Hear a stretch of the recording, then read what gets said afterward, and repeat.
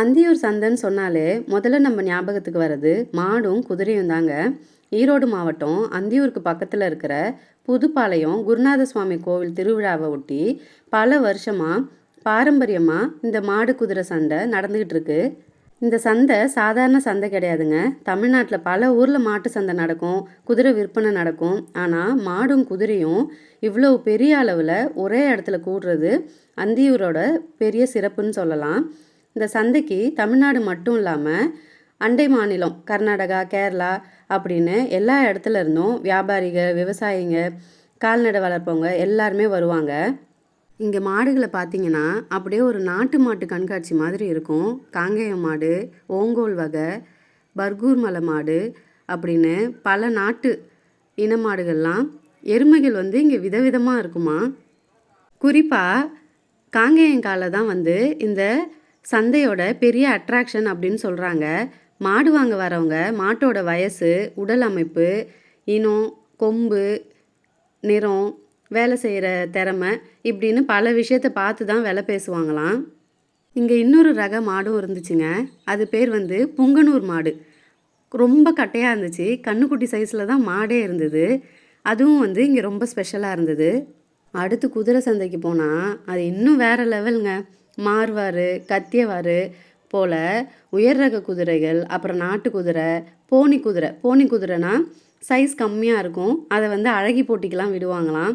அந்த மாதிரி குதிரை இங்கே நிறைய கொண்டு வரப்படுது. குதிரையோட உயரம், வயசு, கலரு, உடல் அமைப்பு, காலோட அமைப்பு, சுழி அதெல்லாம் வச்சு அங்கே விலை நிர்ணயிக்கிறாங்க. இங்கே குதிரை என்ன ரேட்டு போகும்னு கேட்டுறாதீங்க, ஷாக் ஆகிடுவீங்க. 40 lakhsலேருந்து 1.5 கோடி வரைக்கும் போகுமா. இங்கே குதிரை பந்தயம், அழகி போட்டி, குதிரைங்களுக்கு அழகி போட்டி எல்லாமே நடத்துகிறாங்க. இந்த சந்தையோட இன்னொரு சுவாரஸ்யமான விஷயம் என்னென்னா, இங்கே வெறும் மாடு குதிரை மட்டும் கிடையாதுங்க. எல்லா வீட்டுக்கு தேவையான எல்லா விதமான பொருட்களும் கிடைக்கிது. காய்கறி சந்தை, பிளாஸ்டிக் ஜாமான், வீட்டு உபயோகப் பொருட்கள். அது இல்லாமல் இங்கே கால்நடைகளுக்குள்ள கழுத்து மணி, சலங்கை, கயிறு, மூக்கணாங்கயிறு, குதிரைக்கான சேனம், மாட்டு வண்டி, குதிரை வண்டி அப்படின்னு கால்நடைக்கு தேவையான எல்லா பொருளும் இங்கே கிடைக்கிதுங்க.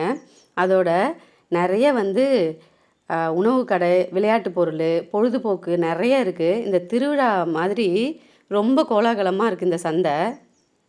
இந்த சந்தைக்கு ஒரு பழமையான வரலாறும் சொல்லப்படுது. என்னென்னா, திப்பு சுல்தான் காலத்துலேருந்தே அந்தியூரில் குதிரை விற்பனை நடந்துகிட்டு இருக்கிறதா அந்த உள்ளூர் மக்கள் சொல்கிறாங்க. அதனால் குதிரை சந்தை ஒரு பழமையான அடையாளம்னே சொல்கிறாங்க. இதுதான் அந்த போனி குதிரை. இதை ரெடி பண்ணி அழகி போட்டி நடத்துறதுக்காக கூட்டிகிட்டு நிற்க வச்சுருக்காங்க. இங்கே நிறைய அதே மாதிரி நிறைய மாட்டு வண்டி வகையும் இருந்துச்சுங்க. இதை கட்டை வண்டின்னு சொல்லுவாங்கன்னு நினைக்கிறேன். கட்டை வண்டி, அதே மாதிரி சேரட் மாதிரி நிறைய வகை வண்டியிலே நிறைய இருந்துச்சு. பார்க்கும்போது அவ்வளோ ஆசையாக இருந்தது. இதெல்லாம் 20 lakhs வரைக்கும் வரும் அப்படின்னாங்க.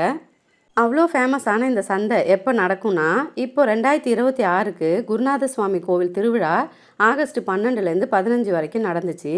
அப்போ தான் இந்த குதிரை மாட்டு சந்தையும் நடக்கும். இங்கே இன்னொரு ஸ்பெஷல் என்னென்னா, நம்ம மீன் நம்மளா வாங்கி சமைச்சு சாப்பிட்ற மாதிரி இங்கே நம்ம பிடிச்ச கோழியை சொன்னால் நமக்கு சமைச்சு கொடுப்பாங்க. அது இன்னொரு ஸ்பெஷலுங்க.